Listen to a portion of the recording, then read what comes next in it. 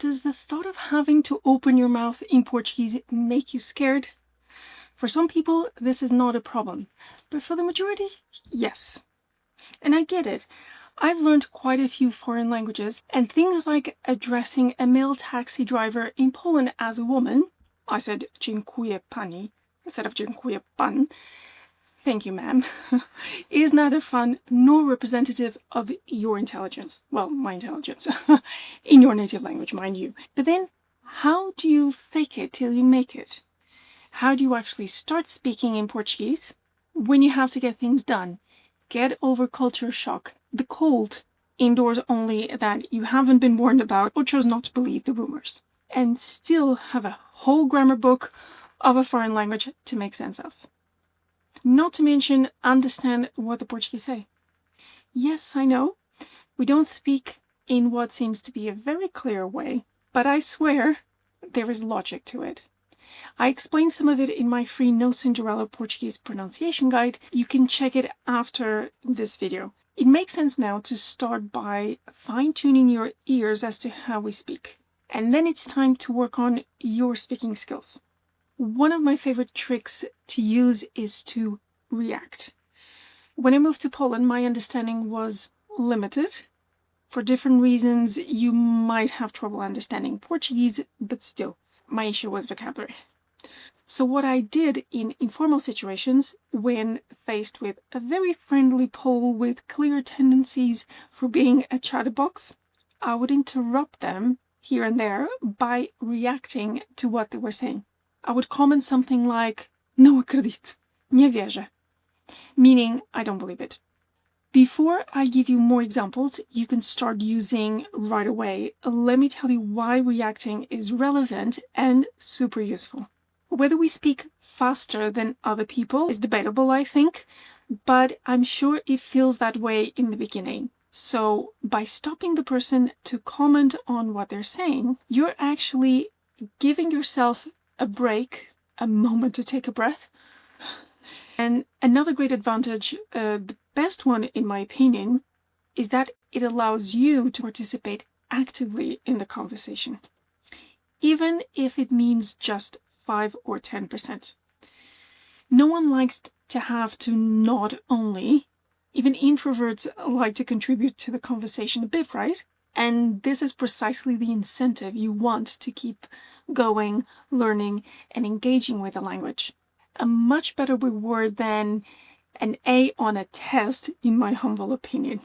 The other day, for example, I was at a party and a Hungarian woman who grew up in Germany started speaking full speed in Hungarian with me the moment she heard I was learning the language. I was so excited and equally nervous, I hardly understood what she was saying. But in my defense, I did manage to say tenlek, really. And what this does is people continue speaking in Portuguese to you. You get more listening exposure, always needed, and the other person really appreciates our effort for learning their language. Of course, it helps if you can already understand a little, can get the gist, and even pick up on tone. Is the person excited, negative, hopeful about what they're telling? That's precisely my Unschoolers start by watching 40 short stories. Now, depending on your situation, you might wait a bit more before you do this at the doctor's. But in an informal situation, why not? And do you know what the pattern is for reacting in Portuguese? The formula is quite simple. Que, followed by an adjective or a noun. Even though it doesn't always work like this, you can safely rely on this for a start. And I will now give you some examples with pictures and short clips. And please pay particular attention to the ones that don't follow this pattern. Here we go. Olha o que eu trouxe para casa. Que medo! Ontem estava em casa a pensar na vida quando senti uma coisa a subir-me pelo pescoço acima. Era uma cobra. Que horror! Que susto! Agora pensei que tivesses rapado o cabelo. Não. Fiz um rabo-cavalo. Que estúpido. Esqueci-me das chaves do carro dentro do carro outra vez. Ainda por cima tranquei-o. Em média, um português come cerca de 21,5 kg de pastéis de nata por ano. Que interessante. Joana, está uma data de baratas no teu prato. Ah, que nojo! Olha este Reels. Que queridos. Which of these examples do you think is my favorite way of reacting in other languages? Tell me in the comments. By the way, I'm not saying I've used it already. Let's check more examples.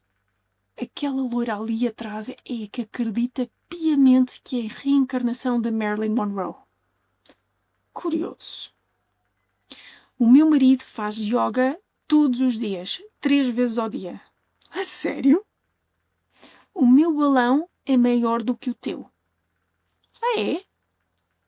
Olha-me esta baleia que vi nos Açores. Espetáculo! Comecei a fazer voluntariado. Que fixe! Encontrei este carocha numa loja em segunda mão na semana passada. Que giro! Não vais acreditar no que fiz este fim de semana. Olha, lindo! Comprei um Ferrari por 1 euro. Não acredito.